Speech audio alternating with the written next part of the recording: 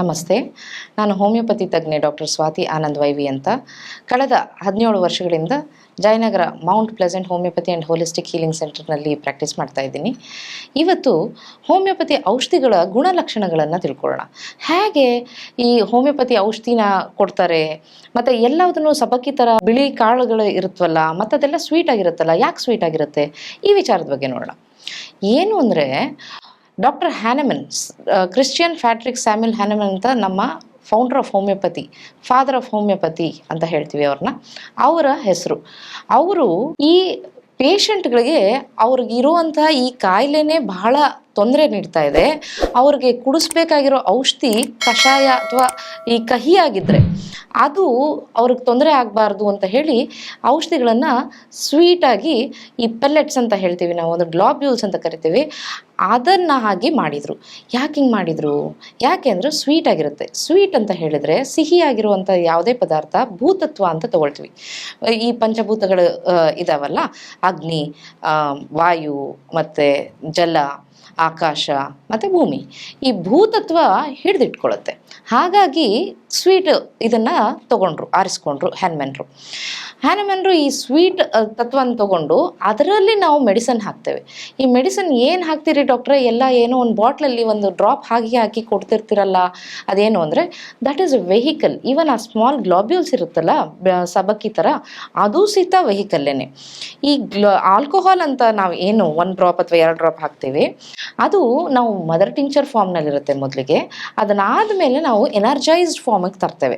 30 potency ಇರ್ಬೋದು ಅಥವಾ 200 potency ಇರ್ಬೋದು. ಆಲ್ಕೋಹಾಲಿಕ್ ಡೈಲ್ಯೂಷನ್ಸ್ ಏನಿದೆ, ಇದನ್ನು ನಾವು ಗ್ಲಾಬ್ಯೂಲ್ಸ್ಗೆ ಹಾಕಿದಾಗ ಆ ಗ್ಲಾಬ್ಯೂಲ್ಸು ಅದನ್ನು ಹಿಡಿದಿಟ್ಕೊಳ್ಳುತ್ತೆ.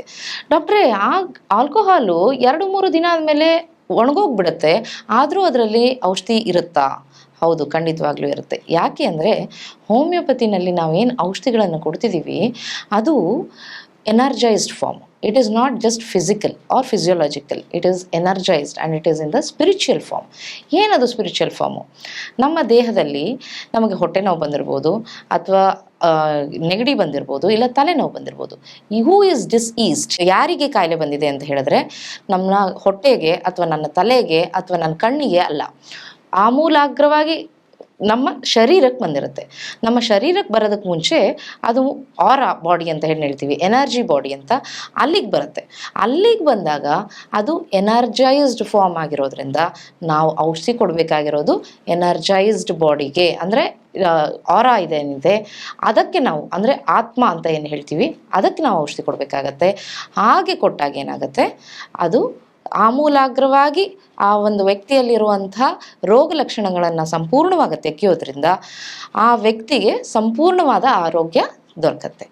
ಒಂದು ವ್ಯಕ್ತಿಗೆ ಸಂಪೂರ್ಣವಾಗಿ ಅವರ ರೀತಿ ನೀತಿಗಳನ್ನು ಮತ್ತು ಅವರ ಮಾನಸಿಕ ಸ್ಥಿತಿಯನ್ನು ನೋಡಿಕೊಂಡು ಔಷಧಿ ಕೊಡೋದ್ರಿಂದ ಏನಾಗುತ್ತೆ, ಅವರಿಗೆ ಹೈಯೆಸ್ಟ್ ಪರ್ಪಸ್ ಆಫ್ ಎಕ್ಸಿಸ್ಟೆನ್ಸ್ ಅಂತ ಏನು ಹೇಳ್ತೀವಿ, ಅವರ ಲೈಫ್ ಪರ್ಪಸ್, ಏನಕ್ಕಾಗಿ ಈ ಭೂಮಿ ಮೇಲೆ ಅವರು ಜನ್ಮ ತಾಳಿದರೋ ಅಂಥ ಕೆಲಸಗಳನ್ನು ಮಾಡಲಿಕ್ಕೆ ಅನುವು ಆಗುತ್ತೆ.